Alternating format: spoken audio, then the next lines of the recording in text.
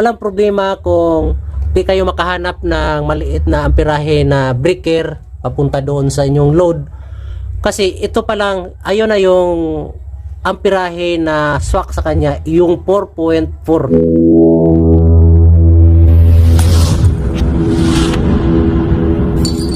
Mga master, ang out nitong inverter, mga master, ito. Yan.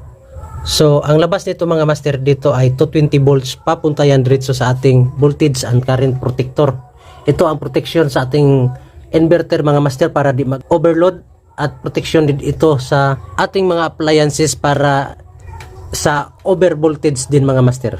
Yan. Kapag ka lumagpas na sa 230, automatic magto-turn off para proteksyonan ang ating appliances. Ganito lang pag set up niya mga master ha.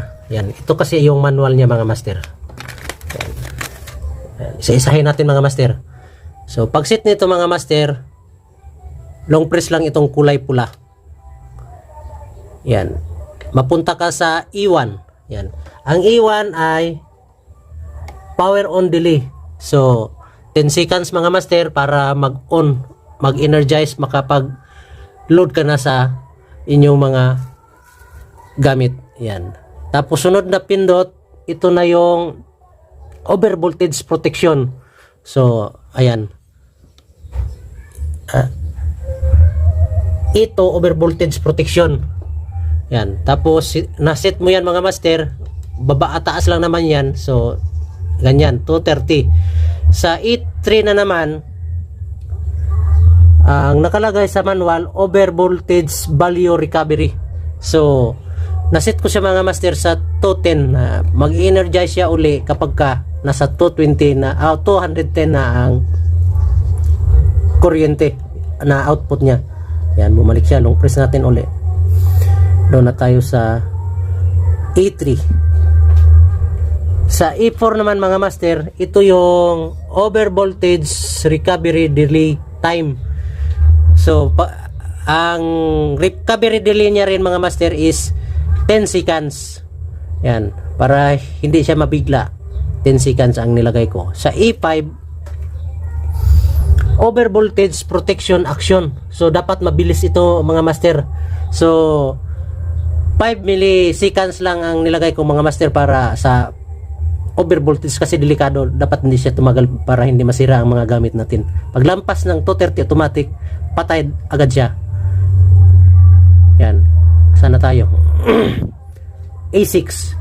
A6 naman, under voltage protection. So, kapag ka bumaba pa dyan siya sa 200 mga master, automatic mag-u-off din itong ating protection. A7, ang nakalagay sa A7, under voltage recovery value. So, 210, turn on ulit siya.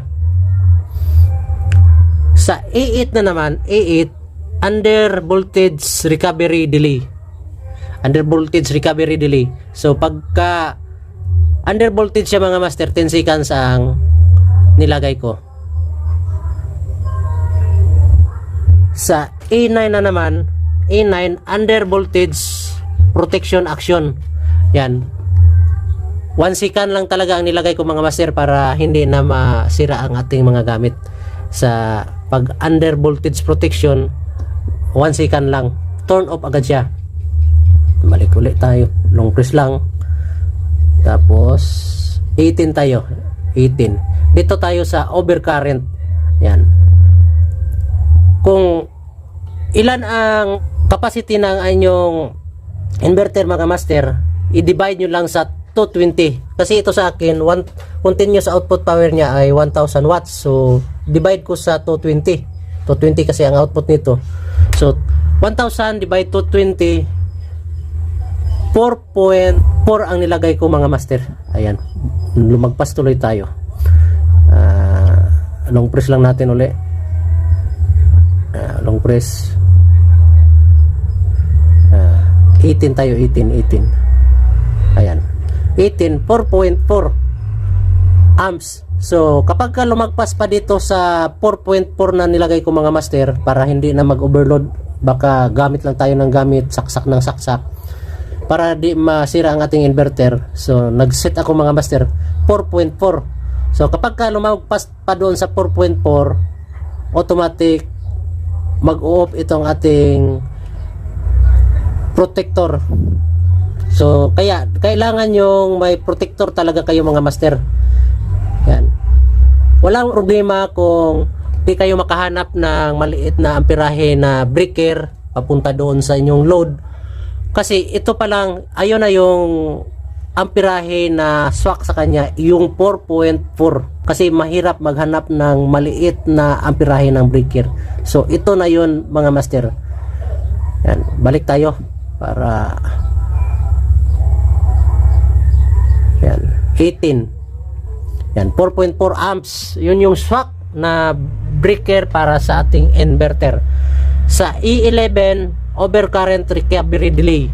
So ayan, 10 seconds recovery delay para hindi pa rin mabigla, 10 seconds.